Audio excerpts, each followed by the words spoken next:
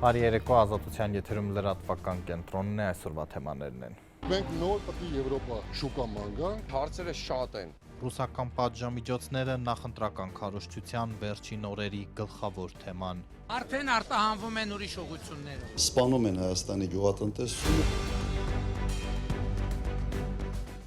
Դատախազությունը Ծառուկյանի Արարատ ցեմենտի ձեռքբերման նոր խախտումների մասին է հաղորդում։ Իմ ճիշտ խոսալու, տեղը տեղին ասելու համար, Եթե ձերբակալեն հայոց հայրապետին, Կաթողիկոսը հայտարարում է, թե դիմադրելու է ու չի ենթարկվելու իրեն հեռացնելու նախընտրական խոստում դարձած դրույթին։ դյուրին չէ հայոց հայրապետին հրաժարական պարտադրել։ Ծանր հոդվածներով ձերբակալվել է Սամվել Կարապետյանի առանցքային թիմակիցը։ Հունիսի 8-ին մենք հաղթելու ենք, մենք ուժեղ ենք։ Բանակում ոչ մարտական պայմաններում այս տարվա 6-րդ զինվորն է մահացել։ Ամենակեղտոտ կարած գործը Արտուր Օսիպյանի վրա է կարած։ Վարչապետի հետ բանավեճից հետո կալանավորված արցախցի ակտիվիստը 2 շաբաթից ավելի է հացադուլ է անում։ Ազատություն Արտուր Օսիպյանի։ Ավարտվող քարոզարշավի առանցքային թեման են դառնում Ռուսաստանի պատժամիջոցները, Մոսկվան տնտեսական սահմանափակումներ է մտցրել հայ արտադրողների համար, պատրվակ բերելով, թե Հայաստանը մտադիր է անդամակցել Եվրամիությանը։ Դաշինքին միանալու մտադրության մասին 1 տարի առաջ ընդունված օրենքը հատկապես նախընտրական շրջանում են հիշել ռուսները։ Վարչապետն այսօր Գեղարքունիքում է, ընտրողներին է հանդիպում, մեր թղթակից Ռոբերտ Զարգարյանի հետ կապ հաստատենք։ Բարի երեկո, Ռոբերտ, վարչապետը Ռուսաստանի հետ հարաբերությունների թեմային անդրադարձել է։ Բարի երեկո Կարլեն, այո, ճիշտ ես, Ռուսաստանի այս սահմանափակումները թերևս քարոզարշավի այս ամենաթեժ շրջանում վերջին շաբաթվա ընթացքում կրքերը էլ ավելի են թեժացնում եւ հարցը իշխող քաղաքացիական պայմանագրի այս քարոզչական հանդիպումների օրակարգային առանցքային թեմաներից մեկն է։ Վարչապետը ըստ էության ըստահեցնում է, որ վերընտրվելուց հետո արդեն հունիսի 8-ից կսկսի զբաղվել այս հարցերով, կվերադառնա աշխատանքի եւ այս հարցերը կկարգավորվեն, այս պնդումը անում են նաև իշխանական մյուս ներկայացուցիչները, վերջին շաբաթներին հաճախ ենք նման հայտարարություններ լսում, իսկ թե ինչ ասեց վարչապետը այսօր, նախ օրվա առաջին կեսին մենք կարողացանք նրան 1-2 հարց ուղղել, ասաց, որ մասնավորապես վարդեր արտահանման հետ կապված պայմանավորվածություն ունեն եւ դրանք արդեն այլ ուղղություններով են արտահանվում, փակագծեր սակայն Փաշինյանը չբացեց, երբ ապրանքը տեղ հասնի, նոր կհրապարակեն, այժմ 1 հատված դիտենք։ Առավոտյան ասեցիք այլ շուկաներում պայմանավորվածություններ կան, կասեք Եվրամիություն եւ այլ։ Այսօր մեզ մի քանի գործարար պատվիրակություններ արդեն աշխատում են եւ արդեն Վարդերի առաջին եւ Բանջարեղենի առաջին խմբականակները դուրս են եկել, տեղ կհասնեն, նոր կասեմ թե որ երկրները։ Եվրամիություն ոչ մի ապրանք չի մնալու, ոչ մի ապրանք չի մնալու, ոչ միայն Եվրամիություն։ Իմացաք, որ պտուղ Բանջարեղենի սահմանափակումներ Արդեն արտահանվում են ուրիշ ուղղություններով։ այդ թվում միրգը Սահմանափակումները կարելի է ասել օր-օրի է խստացնում, այսօր եւս նոր սահմանափակումների մասին հայտնեցին, իզնից ավելի վաղ առավոտյան վարչապետին այսպես ոտքի վրա հարցեր ուղղեց ռուսական Իզվեստիան ու վարչապետ Փաշինյանը Ռուսաստանի գործողությունները սխալ անվանեց։ Конечно, понимаем, но я думаю, что в этом случае... Իհարկե, ԵԱՏՄ-ի օգուտը հասկանում ենք, բայց ես կարծում եմ, որ այս դեպքում ԵԱՏՄ-ն պետք է նոր հնարավորություններ բացի, որպեսզի միության հեղինակությունը Հայաստանի Հանրապետությունում բարձրանա, այլ ոչ թե հակառակը, որովհետև եթե արդեն ինչ-որ սահմանափակումներ են կիրառվում, դա բացասական ընկալում է ստեղծում Հայաստանի քաղաքացիների շրջանում ԵԱՏՄ-ի նկատմամբ։ Երեկ ես խոսել եմ Ռուսաստանի նախագահի հետ, զանգահարել էր ծննդյանս օրվա առթիվ շնորհավորելու, խոսեցինք ընթացիկ գործերի գործերից եւ մեզ մոտ դրական զրույց ստացվեց։ Կարծում եմ այս համատեքստում հիմա լավագույն քայլը կլիներ պարզապես հրաժարվել ամեն տեսակ սահմանափակումներից։ Ինչ վերաբերում է ֆիտոսանիտարիային, դա սովորական երևույթ է, որը միշտ եղել է եւ պետք է լինի, որովհետեւ անշուշտ այն ապրանքների որակը, որոնք մենք մատակարարում ենք ԵԱՏՄ երկրներ, շատ կարեւոր է։ Բայց տվյալ պահին դա քաղաքականացվում է եւ ես վախենում եմ, որ որոշակի բացասական տրամադրություններ կստեղծի Հայաստանի Հանրապետությունում ԵԱՏՄ-ի նկատմամբ։ Կարլեն, Գեղարքունիքում հանդիպումները կարճ էին տևում, վարչապետ Փաշինյանը տարբեր քաղաքներում ու գյուղերում կանգնում էր 30-40 րոպեով, ելույթ էր ունենում, այսպես ոտքի վրա լուսանկարվում, քարտեզներ բաժանում իրենց քարոզչական ատրիբուտները ու հեռանում, իսկ Գեղարքունիքը այն մարզն է, որը շատ սերտ կապեր ունի Ռուսաստանի հետ, մեծ թվով մարդիկ գիտենք, որ արտագնա աշխատանքի են մեկնում, մենք նաև առանձնացրինք այսպես դարձյալ այդ վարչական ռեսուրսի կիրառման դեպքեր, օրինակ բնակավայրերից մեկում ճամբարակում տեսանք, որ երեխաները, որոնք դհոլներով դիմավորում էին Փաշինյանին, նրանց ուղղորդում էր համայնքապետարանի աշխատակիցը, բացի այդ ավելի ուշ տեսանք, որ նույն երեխաներին այսպես մի կողմից մյուս կողմներ տանում, բերում եւ ասում ինչ պետք է անի իրենց դպրոցի տնօրենը, երեխաները շատ պարզ առանց թաքցնելու պատմեցին, որ այդ կինը իրենց տնօրենն է։ Ավելի ուշ արդեն Վարդենիսում հավաքված բազմաթիվ քաղաքացիների շարքում մոտեցանք տարբեր մարդկանց, կանայք օրինակ, հիմնականում կանանց մոտեցանք, շատերը ասացին, որ դպրոցից են, մի մասը ասացին, որ տեղում գործող հոգեբուժարանից են, մշակութային տարբեր հաստատությունից են, մի խոսքով պետական կառույցներից, թեև նրանք վստահեցնում էին, որ այսպես իրենք ամբողջ կոլեկտիվով եկել են սեփական ցանկությամբ հատվածներ դիտենք։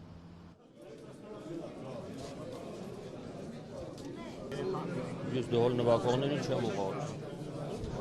Ես գնում եմ իմ աշխատանքը։ Դուք Հայկ Պողոսյանն եք, չէ՞։ Հա։ Կներեք, էլի ինքը ձեր ուսուցիչն է, հա։ Չէ, տնօրենն է։ Որ դպրոցից եք։ Ճամբարակի։ Ալեքս խոս։ Ասել եմ, որ գաք դիմավոր եք։ Այո։ Միջնակարգ դպրոցում եք։ Հա։ Իսկ ուսուցիչներից կան։ Տնօրենն է։ Հա, դասատուներ չկան ուսուցիչներից։ Տեսա, որ նաև համայնքապետարանի աշխատողներ նաև ձեզ ասում, որ գնաք։ Այո։ Իրանք են էլի կազմակերպում։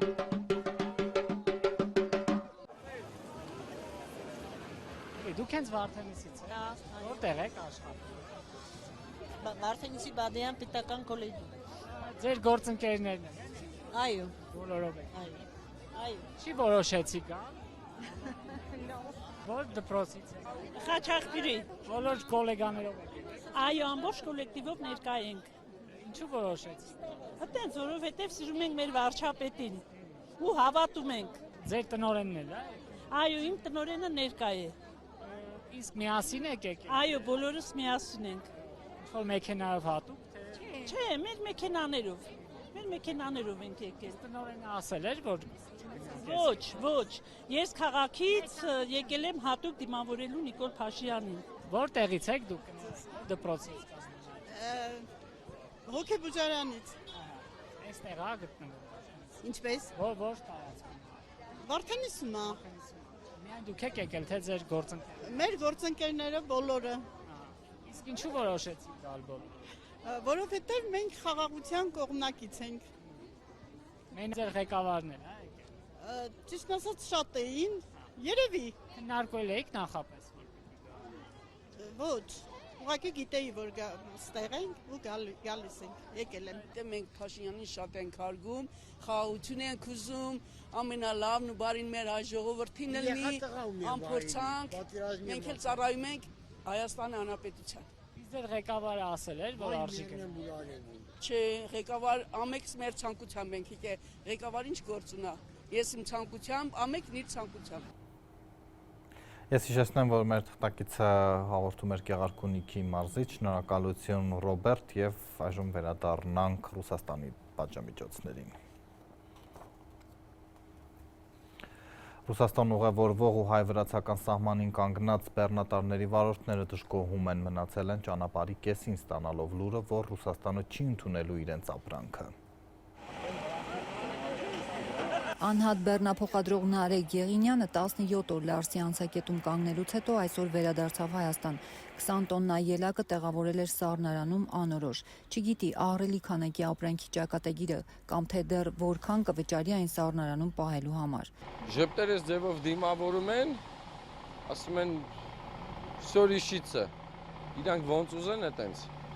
Այստեղ դուք ստուգում անցել էիք ամեն ինչ։ Ամեն ինչ ֆիտոսանիտարիան անցել ենք, մեր ֆիտոսանիտարիան տեսել է թղթերը, ամեն ինչը, կլուբնիկի որակը, գյուղացու արտադրանքը տեսել է, բայց չէ, քաղաքական որոշումներ ուղղակի։ Արայի Սոյանն էլ մեկ շաբաթ է անցկացրել Ռուսաստանի մուտքի մոտ ու անհույս ետ բերել 20 տոննա պղպեղը։ Ասում է, ռուս մասնագետներն իր Ռուսաստան հասցրած ապրանքին վերագրել են մի հիվանդություն, որով պղպեղը երբեք չի հիվանդանում։ Հայաստանում ըստ է մեր տամոժներին մի սուտկա կանացել են, այդ ֆիտոսանիտարիան լրիվ դզել են, ճիշտ այլ է, սաղ տոշնի գնացել եմ ընդե, իրանք են հիվանդությունն ա գրած այդ բիբարի մեջը, որը որ այդ հիվանդություն ունի մենակ պամիդոր է։ Իսկ տարեն ստայանքեր են մցրել, բոլոր ինչը պետք է անդե մուծեր ենք, ստայանքի փողով ամեն ինչով մուծեր ենք, հետո նորից մի սուտկա մնացել ենք, հետ են դարձրած։ Բեռնափոխադրողներն անհանգստացած են Ռուսաստանի օր-օրի ավելացող սահմանափակումներից։ Այսօր Ռոսսելխոզնադզորը հայտարարել է, որ վաղվանից նոր սահմանափակումներ են գործելու ռուսաստանյան արտահանվող եւ Ռուսաստանի տարածքով ԵԱՏՄ այլ պետություններ առաքվող հայկական մի շարք ապրանքատեսակների համար։ Այս անգամ խոսքը հայկական ծագման կարտոֆիլի, սմբուկի, չրերի ու նաեւ կորիզավոր մրգերի մասին է։ Ավելի վաղ էլի բանջարեղենի այլ տեսակներ, մի շարք ընկերությունների ձկնամթերք ու ջերմուկ հանքային ջուրներ արգելվել։ Մենք եթե ինչ-որ մի հատ վիդեո ենք գցում, ասում են, սրա մարդն է, այնի նրա մարդն է, չէ, մենք ոչ մեկի մարդը չենք։ Մենք վարորդներ ենք, ովքեր մենք որ ասում եմ չորն ու բառանք ու կրուցիմ, մի քիչ ռուսերեն ասեմ, հաց ենք աշխատում, տուն ենք պահում։ Կարելի է ուղղակի կայացնել նենց քաղաքական որոշումներ, որպեսզի տնտեսությունը չտուժի։ Վարորդները շեշտում են, իրենց պահանջները քաղաքական չեն եւ անգամ խնդրում են իրենց չկապել քաղաքական պայքարի դուրս եկած որևէ ուժի հետ։ Բայց միևնույն ժամանակ նշում են, իրավիճակը շատ է սրված, լուրջ խնդիրների առաջ են կանգնել, կառավարությունից քայլեր են սպասում գոնե վարկերը սառեցնելու միջոցով։ Մարդիկ այսօր վարկ են վեկալել, տուն են գրավ դրել, ջերմոց են դրել, ծաղիկ են աճացնում, միրգ են աճացնում, բանջարեղեններ են աճացնում, բայց այսօր չգիտես ինչի տուժում ենք մենք։ Մարդիկ հույս դնելով առել են այս ֆուրերը, մեկը վարկով, մեկը գրավով, հիմա պետք է աշխատեն, որ փակեն այդ գումարները։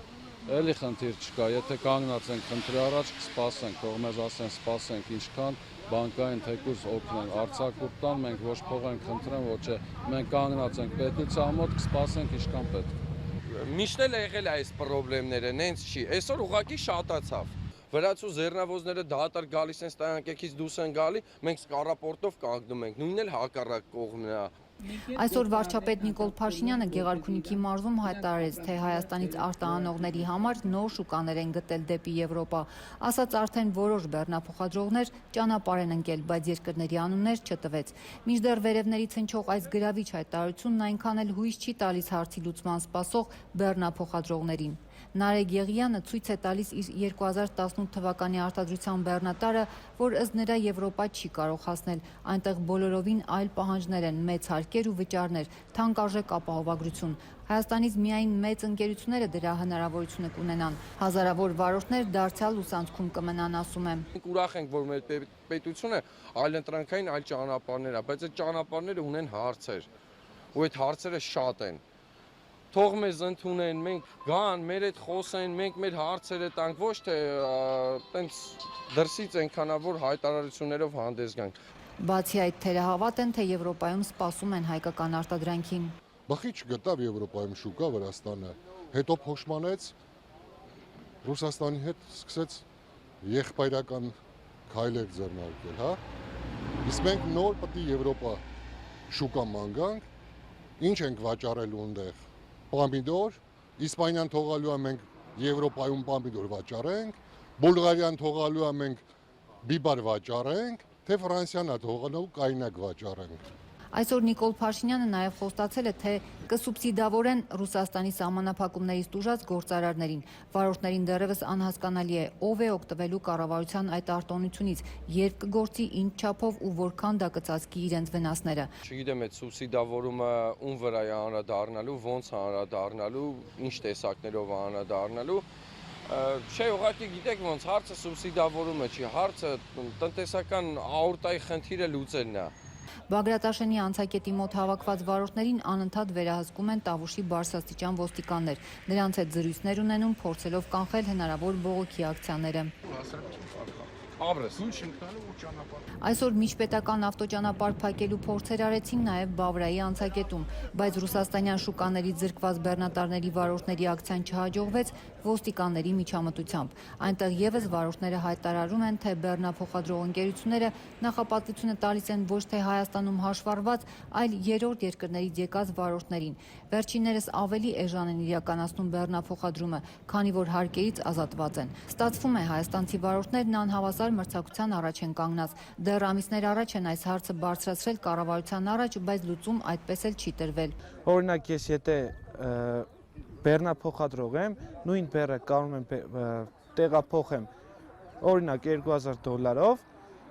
մեր երրորդ երկրի քաղաքացին նույն բեռը առանց հարկերը վճարելու, որովհետև չունի այդ պարտավորվածությունը, կարող է արտահանի երկրից $1500։ Այսինքն $500 ինքը ինձանից էժան կարա բարձի գնա, այսինքն մեր հայ լոգիստներին է ձեռա տալիս, որ $500 ավելի էժանով բեռը դուրս գա երկրից։ Մեր խնդրանքն է թող վերանայի մեր կառավարությունը, իրանք էլ վճարեն հարկեր։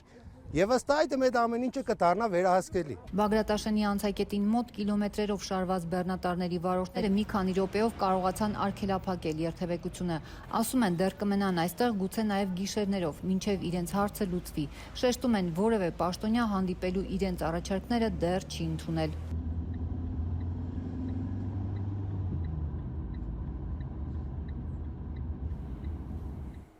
Ռոբերտ Քոչարյանն իր հերթին օր չկա, որ չզգուշացնի Ռուսաստանի հետ աղետալի հետևանքներ կունենա։ Երկրորդ նախագահը Հայաստանի իշխանությանն է մեղադրում ստեղծված իրավիճակի համար, թե փչացրել են ռուսների հետ հարաբերությունները։ Ինքը թվաբանությունը շատ հեռու է եւ չի տիրապետում, թե ինչ ցավալի արտահանումներ են գնում Ռուսաստան։ Ռոբերտ Քոչարյանը Նիկոլ Փաշինյանի ոչ միայն թվաբանական գիտելիքները կասկածի տակ դրեց, երբ նոյեմբերյանում լրագրողները Հայաստանի երկրորդ նախագահից ռուս-հայկական խորացող լարվածությունից հարցրին։ Քոչարյանի պնդմամբ Հայաստանը ոչ այդ փողն ունի, ոչ էլ հնարավորություն փոխհատուցելու գյուղացիների կրած վնասները։ Իշխանությունների գյուղմթերքը ԵՏՄ շուկայի փոխարեն դեպի Եվրոպա արտահանելու մասին հայտարարությանն էլ Քոչարյանը քմծիծաղով արձագանքեց։ Եվրոպացի ֆերմերները ընդհանրապես չեն թողնում, որ որևէ մեկը այսպես մուտք գործի այդ շուկան։ Սպանում են Հայաստանի գյուղատնտեսությունը ենթադրաբար թուրքական ապրանքների համար ճանապարհ բացելու նպատակով։ Հայաստանյան խորհրդանական ընտրություններից առաջ Ռուսաստանը սահմանափակել է հայկական մի շարք ապրանքների մուտքը իր շուկա, պատճառաբաներով, թե խախտումներ են հայտնաբերել։ Քոչարյանի հետ զրույցում լրագրողները հայտնեցին, որ երեկ Փաշինյանը հեռախոսազրույց է ունեցել Ռուսաստանի Դաշնության նախագահի հետ, ընդգծել իր բարեկամական կապը Պուտինի հետ։ Հիշեցրեցին վարչապետի խոսքերը, որ Հայաստանը դեռ մնալու է Եվրասիական միությունում։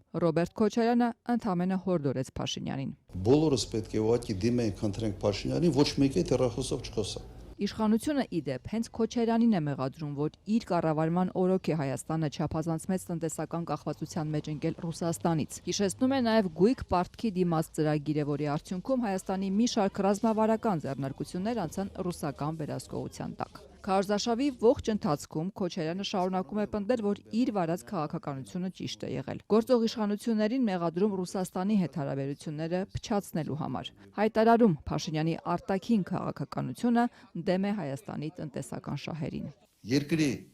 տնտեսական քաղաքականությունը եւ արտաքին քաղաքականությունը չի կարող sense տարբեր ուղղություններով գնալ։ Հայտնվելու է շպագատի մեջ, իսկ շպագատը մի քիչ վտանգավոր է, հատկապես եթե վարժված չես, այսպես ասենք։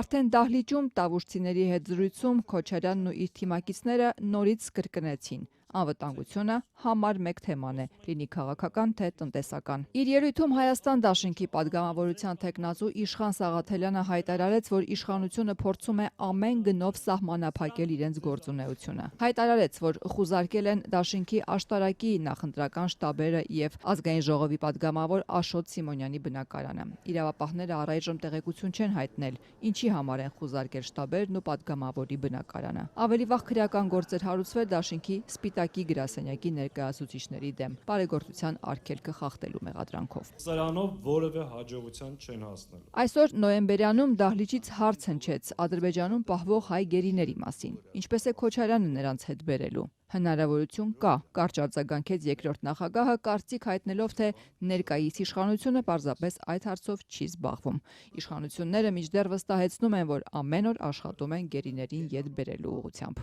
Իրենց պետք չի, որ Ռուբեն Վարդանյանը գա ստեղ։ Իրենց պետք չի, որ Բակո Սահակյանը, Արկադի Ղուկասյանը գան լինեն Հայաստանում։ Իրենք հասկանում են, որ Ռուբեն Վարդանյանը հեղինակություն ունի, խոսքը արժեք ունի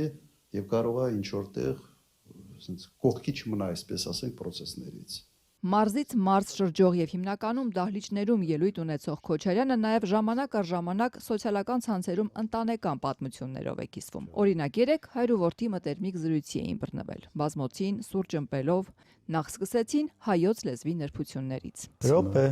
ոչ թե ռոպե։ Կես ժամ տևած զրույցում կրտսեր Քոչարյանը ավագից փորձում էր պարզել, կա մի բան, որի համար զղջում է, սխալներ, որոնք այսօր գիտակցում է։ Հոկտեմբերի 27-ի թեման էլ նուրբ շոշափվեց։ Ղարաբաղցի հայաստանցի խոսույթին անդրադարձան, ուժերով չափվեցին, ով է արագ լողում, ով 150 կիլոգրամ հրում անում։ Զրույցը հասավ մինչև արհեստական բանականություն եւ ամփոփվեց Ալբանիայում։ Ալբանիայում կարծեմ նախարարություն կա, չէ՞, բանի, արհեստական բանականության նախարար են բանարել նշանակել։ Այդ չգիտեմ, Ալբանիայում։ Ալբանիայի բառը մի քիչ վատ ընկալում։ Տևական լռությունն է խախտել կաթողիկոսը մի քանի լրատվամիջոցների հետ զրույցում Գարեգին II-ն անդրադարձել է քաղաքացիական պայմանագրի նախընտրական ծրագրին, որտեղ դրույթ կա նրան Բեհարանից հեռացնելու մասին։ Եկեղեցին միշտ էլ պատրաստ է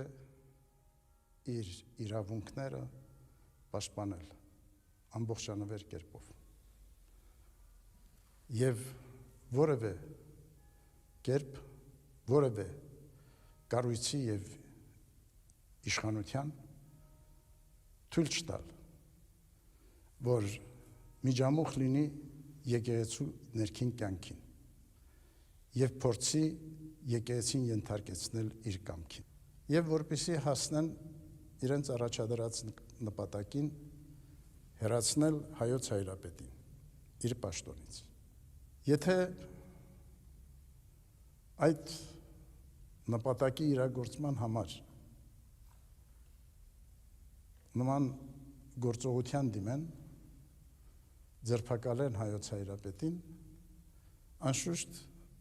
մենք պիտի ենթարկվենք գործողորենքին։ Եթե անարդար է, բնականաբար բոլոր միջոցները պիտի կիրառենք, որպեսզի արդարությունը հաղթող լինի։ Եթե չհաջողեցինք, բնականաբար, ինչպես մեր մյուս հոգևորականների պարականը, մենք նույնպես պատրաստ ենք հանձնառությամբ կրելու այդ անարդար պատիժը եւ որոշումը։ Այդքան դյուրին չէ հայոց հայրապետին հրաժարական պարտադրել։ Ձերբակալվել է ուժեղ Հայաստանի առանցքային անդամներից Ալեքսան Ալեքսանյանը շուրջ 1400 մարդկանց նյութապես շահագրգռելով ցույցերին տանելու եւ առանձնապես խոշոր չափերով փողերի լվացման գործով։ Այլ երկրի քաղաքացիության պատճառով Ալեքսանյանը թեկնածու չէ ըստ իրավապահների, նրա հիմնած կազմակերպությանը փոխանցվել է հանցավոր ճանապարհով ձեռք բերված շուրջ 1.6 միլիարդ դրամ, 230,000 եվրո եւ 75,000 դոլար։ Մենք ուժեղ ենք։ Այդ եթե չկա, մենք հաղթելու ենք։ Ինչի համար եք ուզում անպայման ինձ սխալ ուղղության վրա դնում։ Նորից դուք կասկածի տակ եք դնում մեր հաղթանակը։ Ուժեղ Հայաստան դաշինքի առաջնորդ Սամվել Կարապետյանը կասկած չունի, հունիսի 7-ն ավարտվելու է իր թիմի հաղթանակով։ Իսկ եթե պարտվի, ինչ է անելու։ Իշխանության համար պայքարող միլիարդատերը հետընտրական զարգացումներին պատրաստ է, փողոցում պայքար կսկսի, թե 2021-ի ընդդիմադիրների պես կվերցնեն падգամավորական մանդատներն ու բնականon կաշխատեն խորհրդարանում։ Չենք դուրս գալու փողոց, մենք հաղթելու ենք։ Բայց ինչի համար ենք մնում փողոց, հանգիստ կգնանք առոք մեր տները։ Տաշիր գրուպի սեփականատերը, որ քաղաքականություն մտնելու մասին հայտարարեց ազգային անվտանգության ծառայության նկուղից, ոչ մի կերպ իր հետընտրական պլաններից չի խոսում, պարտության մասին հարցեր լսել չի ուզում։ Ընտրողների ներկայանում է ապագա վարչապետ։ Եթե որ խոսում եք, չեմ ուզում ձեր հարցին պատասխանեմ։ Դե սկզբում ասում եք, որ 100% եք գնահատում ձեր շանսերը։ Մեր շանսերը հիմա էլ եմ 100% գնահատում։ Սոցիոլոգիական հարցումներով այս պահին Փաշինյանն է առաջատարը։ Կարապետյանն էլ Փաշինյանի գլխավոր մրցակիցն է։ Եթե ապագա վարչապետը չլինի, ինչպես է այդ հավակնոտ հայտարարությունների տակից դուրս գալու ընտրողներին ապագա վարչապետ ներկայացող Կարապետյանը։ Մենք չենք պարտվելու, Ժորժ ջան, հաղթելու ենք։ Հետ միշտ ինձ ուզում այդ պարտվողական Հունիսի 8-ին մենք հաղթելու ենք։ Գործարար Կարապետյանի առաջնորդած Ուժեղ Հայաստան թիմից ձերբակալությունները շարունակվում են։ Այսօր էլ ձերբակալվել է թիմի առաջին դեմքերից Ալեքսան Ալեքսանյանը։ Նրան մեղադրում են հավաքին մասնակցելու նպատակով մարդկանց նյութապես շահագրգռելու եւ առանձնապես խոշոր չափերով փողերի լվացման համար։ Ըստ քննչական կոմիտեի լինելով մեր ձևով ազգային արժեքների պահպանություն հասարակական կազմակերպության հիմնադիրն ու ղեկավարը 2025 թվականի սեպտեմբերից մինչև 26-ի մայիսը ձևական աշխատանքի է ընդունել շուրջ 1400 քաղաքացու։ Նրանց ներգրավելով Սամվել Կարապետյանի աջակիցների մեր ձևով հասարակական կազմակերպության ու Ուժեղ Հայաստան կուսակցության կազմակերպած հավաքներին ու ցույցերին։ Ըստ իրավապահների 1400 մարդկանցից ավելի քան 400-ը համատեղությամբ աշխատել են, նաև հարցաքննել են շուրջ 500 մարդու։ Սամվել Կարապետյանն այս գործը համարում է իր թիմի դեմ հերթական ապօրինությունը։ Հերթական հիմարությունն են անում, հերթական ապօրինություններն են անում, բայց ձեզ մեղադրում են ներողությունների ընտրողների շահագրգռում։ Մեր թիմից չկա մի մարդ, գոնե հասկանա ոնց են փող լվացում։ Դրա համար իրենք ինչ են մեղադրում իրենք։ Ես փող լվացել մենակ հասկանում եմ, երբ ասֆալտ ես փռում, փող ես լվացում, ուրիշ ձև չգիտեմ։ 0% ծայրահեղափոխություն Հայաստանում 9-րդ Ալեքսանյանի ձերբակալությունից ժամեր անց տեսանյութ հրապարակեցին Ուժեղ Հայաստանի անդամները, որ Մասիսում այսօր քարոզարշավի ժամանակ իրենց վրա են հարձակվել ԿՊԱ-կանները։ Ուժեղ Հայաստան կուսակցության անդամներից Սրայր Գևորգյանն Ազատության հետ զրույցում պնդեց, վեճը սադրել են ԿՊԱ-կանները։ Հարվածողների թվում է եղել նաև Երկրապահ կամավորական միության Մասիսի տարածքային կառույցի ղեկավար Արսեն Հարությունյանը։ Դա երևում է նաև տեսանյութում։ Դուք եք տեսնում կադրերում, որ նախաձեր, այսինքն մեր քարոզարշավը խոչընդոտվում է եւ նրանք հարձակվում են, հենց նախաձեռնողը իրենք են լինում, հարձակվում են, Դավիթին արունոտ բերել են օֆիս, պատկերացրեք։ Ուժեղ Հայաստանի անդամներից երկուսին ըստ Հրայր Գևորգյանի մարմնական վնասվածքներով տեղափոխել են Մասիսի հիվանդանոց։ Այսօրվա քարոզությունը ուրեմն Նոր Գյուրին բնակավայրում։ Իրանք էլ են միաժամանակ Նոր Գյուրին բնակավայրում լինում, սադրում են երեխեքին, հրմշտոց է սկսվում եւ հենց Արսենը Հարությունյան մեր Դավիթին հարվածում է, այս պահին Դավիթը եւ Հրոն հիվանդանոցում են գտնվում, կոտրվածներ ունեն, մարմնական վնասվածքներ ունեն։ Այս միջադեպի վերաբերյալ քաղաքացիական պայմանագրից դեռ որևէ արձագանք չկա։ Իսկ ինչ են արել իրավապահները։ Ոստիկանությունից Ազատությանն ասացին, դեպքի վերաբերյալ հաղորդումը ուղարկել են քննչական մարմին։ Մասիսի այս դեպքը հաջորդեց Սամվել Կարապետյանի դատական իստին ու նրան հարցեր չկարողացանք տալ։ Տնային կալանքի տակ գտնվող Կարապետյանը մեղադրվում է իշխանությունը զավթելու կոչի, խոշոր չափի հափշտակության, հարկերից խուսափելը կազմակերպելու եւ փողերի լվացման համար։ Կարապետյանին ազատությունից զրկեցին անցած տարվա հունիսին հայ առաքելական եկեղեցին Փաշինյանի արշավից պաշտպանելու հայտարարությունից ժամեր անց։ Երկու շաբաթից ավելի է բանտում հացադուլ է անում արցախցի Արթուր Օսիպյանը։ Նա Արաբկիրում վարչապետի հետ վիճաբանությունից հետո հայտնվեց մեղադրյալի աթոռին։ Արդյունք չեն տալիս իրավապաշտպանների, քաղաքասարակության բողոքի ակցիաները, իրավապահները անգամ նրա խափանման միջոցը չեն փոխում, մինչդեռ տեսախցիկների առջև վարչապետն էր նրան վիրավորում։ Այսօր էլ դատախազության դիմաց բոլորին դեմ եմ կուսակցություններ։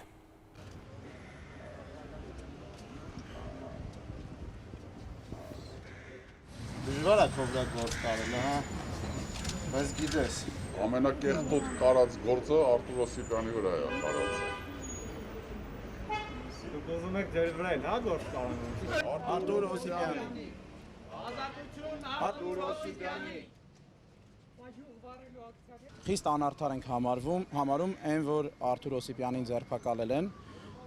դա տեղի է ունեցել բոլորիս աչքի առաջ,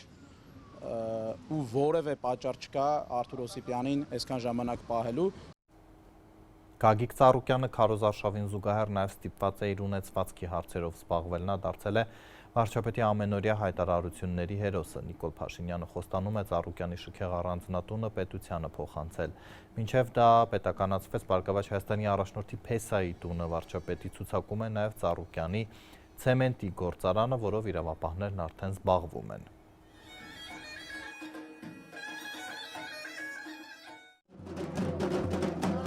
Չնայած ընտրությանը 5 օր է մնացել, բայց Գագիկ Ծառուկյանը չի շտապում հրապարակել Բարգավաճ Հայաստանի վարչապետի թեկնածուի անունը։ Պնդել էր ինքը չի ուզում, բայց թեկնածուները 4-ն են։ Ծառուկյանի համար են քվեարկելու, Ծառուկյանը ժողովրդին իր պատասխանը կտա։ Արարատ ցեմենտի ավելի քան 91%-ի բաժնետեր Ծառուկյանը տեղյակ չէր ընկերության շուրջ, ինչ նոր զարգացումներ կան։ Եվ առաջիկայում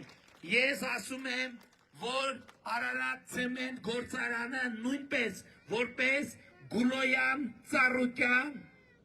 կլանի կողմից ապօրինի յուրացված գույք կվերադարձվի Հայաստանի Հանրապետությանը եւ կպետականացվի, կազգայնացվի։ Այդ թվում Ծառուկյանի ուժին պատերազմի եռագլուխ կուսակցություն անվանող վարչապետը հենց ընտրաշավի ընթացքում հայտարարեց իր որոշման մասին։ Դա մայիսի 20-ն էր։ Դրանից ժամեր անց միայն իրավապահները հաղորդեցին, որ 2002-ին Արարատ ցեմենտի մասնավորեցման գործընթացում առերևույթ հանցանքի տարրեր են հայտնաբերել։ Չնայած պնդել էին, որ վարչապետի հայտարարությունից առաջ են ուսումնասիրությունն արել։ Հակակոռուպցիոնում գործի նախաքննությունը դեռ շարունակվում է, բայց դատախազությունը հանցանքի մասին հաղորդում տալուն զուգահեռ նաև կառավարությանն առաջարկել էր քննարկել խախտումները եւ դրանց հետևանքները վերացնելու նպատակով ընկերությունում ժամանակավոր կառավարիչ նշանակելու նպատակահարմարությունը։ Մինչ այդ հաղորդագրությունը կտարածվեր, վարչապետ Փաշինյանն արդեն ասել էր կնշանակվի։ Մոտ 2 շաբաթ է անցել, բայց կառավարիչ նշանակելու մասին գործադրիչ չեն հաղորդել։ Ընդունել եմ դառը հասկանալի խոսում են, ինքը լիարժեք նայելով հարցումներ անելով, դրա համար ինքը ունի ցելլար, չգիտեմ, 25 տարվա գործան առել եմ։ Տեղը տեղին կազմակերպել եմ, ներդրումն արել եմ, հարկերը տալիս եմ։ Ինչ հիմունքների վրա, եթե այսօր խլելով է, այս երկիրը կարա զարգանա, ոչ թե մի մարդ, էլի այս երկրում փոքր դնի։ Այսօր արդեն դատախազությունը Արարատ ցեմենտին 2009-ին ավելի քան 74 հեկտար տարածքի օտարման հարցում է խնդիրներ տեսել։ Արարատ համայնքի նախկին ղեկավարը ըստ հաղորդագրության արոտավայրը ձևական աճուրդներով է օտարել ընկերությանը։ Համայնքապետի անունը չի նշվում։ Իրավապահները այս դրվագով եւ դիմել են հակակոռուպցիոն, գործ հարուցելու եւ միաժամանակ դատարան, ընդդեմ Արարատ համայնքի եւ Արարատ ցեմենտի աճուրդները անբավեր ճանաչելու եւ հողերը վերադարձնելու պահանջով։ Նաեւ ուսումնասիրում են Արարատ ցեմենտին պատկանող այլ գույքերի ձեռքբերման իրավաչափությունը։ Եթե դա անօրինական է, խնդրեմ, հարց կա, բայց եթե համայնքը ներկայացել է աճուրդ, տենդեր, մենք մասնակցել ենք, ես კი խաբարել չեմ, գնել ենք Ինչն է խնդիր։ Հիմա երևի ուզում են դա հետ վերցնեն, որ ադրբեջանցիները կանցեմ զավոտ էլ դնեն։ ԲՀԿ ղեկավարն այսօր մասիսում էր իր շուրջ իրավական գործընթացը զուտ իր ընդդիմադիր կեցվածքի հետ է կապում։ Սենց բան երբեք չի եղել։ Իսկ 36 թվին չի եղել։ Մարդիկ խոցան բռնեն։ Իշխանությունից դժգոհ է, մինչ Նիկոլ Փաշինյանն ասում է, որ Գագիկ Ծառուկյանի, Ռոբերտ Քոչարյանի եւ Սամվել Կարապետյանի ուժերը պայքարի են ելել իր բերած խաղաղությունը վերանայելու համար, ԲՀԿ ղեկավարն էլ այսօր պնդում էր, թե ԿՊ-ն հաղթի 6 ամսից ադրբեջանցիները նոր տարածքային պահանջ են ներկայացնելու։ Որ ասում են մենք խաղաղություն ենք բերել։ Ժորժան բերել են թողել ցուղթը, միան ցույց տան ռուսացու, որ ստորագրածվա խաղաղություն, որ այդ պատերազմ չի լինելու, զարգանալու չկա այդպիսի թուղթ, կա բանավոր պայմանավորություն, որ այդ պայմանավորությունները մեն անընդհատ պահանջներ, որ պետք է կատարենք, պետք է ժողովուրդն էլ գա մնա, պետք է էս լինի, պետք է էլ լինի, անգլաները պետք է տան, եւ ոչ մի զարգացում չի կարա լինի։ Ռուսաստանի հետ հարաբերություններն է իշխանությունը փչացնում, դա էլ դժգոհության երկրորդ պատճառը։ Տնտեսությունը, կարծում է, քանդման եզրին է։ Փաշինյանը Ծառուկյանի եւ Լուկաշենկոյի ընկերական կապերն ակնարկելով նրան բելարուսամետ օլիգարխ է անվանում։ ԲՀԿ ղեկավարը Ռուսաստանի հետ ծագած խնդիրները մեկ օրում լուծելիք հարց համարում։ Հայկական բոլոր բեռների համար էլ կանաչ ճանապարհ խոստանում։ Ժողովուրդ ջան, 10 տարի չեն կարա շուկա բացեն Եվրոպայի հետ։ Այսօր Թուրքիան չի կարող բացի քանի տարի։ Այդ ո՞նց է Եվրոպայի շուկա բացելու։ Գիշերը հայտնաբերվել է ժամկետային զինծառայող Արամայիս Մերուժանի Գևորգյանի դին, քրեական վարույթ է նախաձեռնվել անզգուշությամբ ինքնասպանության հասցնելու հոդվածով, որևէ այլ մանրամասն պետական մարմինները չեն հայտնում։ Սա այս տարի խաղաղ պայմաններում զինվորի մահվան 6-րդ դեպքն է։ 20-ամյա զինծառայող Արամայիս Գևորգյանի մարմինը վաղը կտեղափոխվի Արմավիրի մարզի Արտիմետ գյուղ։ Ժամկետային զինծառայողի մարմինն ըստ մամուլի հրապարակումների կախված էին գտել Կապանի զորամասում։ Պաշտպանության նախարարության հաղորդագրությունում կարդում ենք, այս գիշեր 12-10-ի սահմաններում է հայտնաբերվել զինծառայողի դին։ Քննչական կոմիտեն վարույթ է նախաձեռնել անզգուշությամբ ինքնասպանության հասցնելու հոդվածով։ Շատ լավ ընտանիք աշխատող իրաց համար իրաց քրդինքով, հալա քրդինքով ապրող մարդիկ։ Արտիմետի վարչական ղեկավարի խոսքով Արամայիսի ընտանիքն Արցախից է տեղահանվել։ Հաստատվել են սկզբում Վայքում, հետո եկել Արտիմետ։ Տան միակ տղան էր։ Բանակից պիտի հունվարին տուն գար։ Դեպքից ժամեր առաջ է խոսել հոր հետ։ Ասում էր լավ էր, նորմալ ասում էր Հեր ջան, դե ծառայությունն է, դժվար է հլնեմ, զոր է հլնեմ, նորմալ է։ Կողեմ ընդհանուր։ Ինչ է պատահել հանելուկ է ընտանիքի համար։ Արամայիսի հայրը Արցախյան պատերազմների մասնակից է, սպա, որդին էլ պատրաստակամությամբ է ծառայության մեկնել, 2 անգամ արձակուրդ ստացել, ծնողների մոտ եկել։ Գյուղում ոչ մի վարկած չունեն, լսել են միայն, որ երեկվա սև գիշերը տղան օրապահ է եղել, մարմինը գտել են Սորանոցից դուրս։ Պաշտպանության նախարարությունը պաշտոնապես այս տարեսկզբից մինչև այժմ 6 զինծառայողի մահվան մասին է հայտնել։ Այս տարվա 6-րդ ամսում արդեն 16 զինծառայող է մահացել, ըստ Հելսինկյան քաղաքացիական ասամբլեայի Վանաձորի գրասենյակի։ Մեծամասնությունը ինքնասպանության եւ սպանության հետևանքով մահվան դեպքերն են, ցավոք սրտի նորից։ Պաշտպանության եւ անվտանգության բնագավառի նկատմամբ քաղաքացիական վերահսկողության բաժնի համակարգող Նազելի Մովսեսյանը շեշտում է, բանակում մահվան դեպքերի նվազում չկա, թեպետ պաշտպանության նախարարը 2026-ը հռչակել է բանակում քրեական ենթամշակույթի դեմ պայքարի տարի։ Եվ մեր ջանքերն ուղղելու ենք բանակում բիրտ արատավոր եւ քրեացին բարքերը բացառելու, կամադրային հարաբերությունները, օրենքի առաջ բոլորի հավասարության սկզբունքն ու պատժի անխուսափելիության գաղափարն ամրապնդելու նպատակի իրագործման։ Դրական դինամիկա, զինված ուժերում մահվան դեպքերի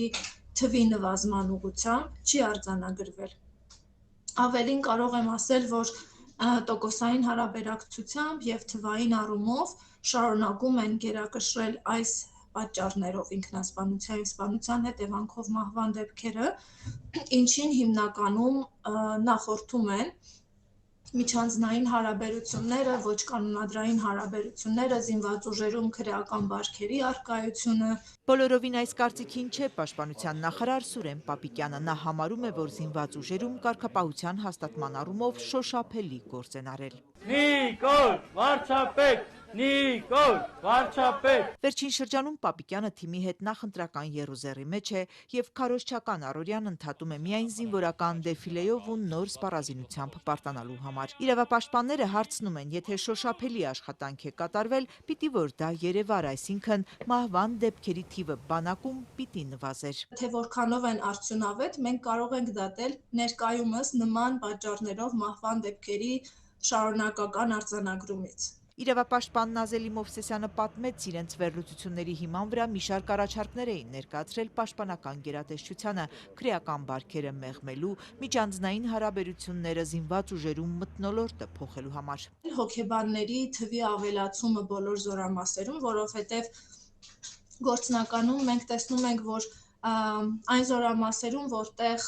չկա սպահոգեբանի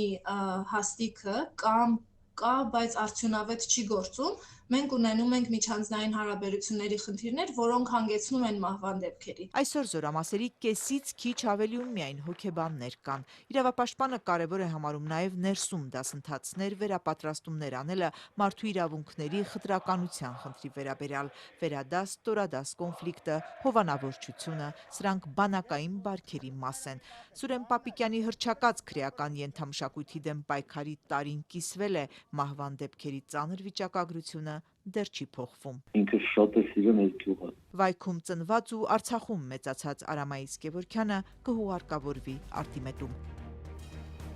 Օրվա մյուս թեմաների համար բաժանորդագրվեք Ազատության էջերին սոցցանցերում կհանդիպենք։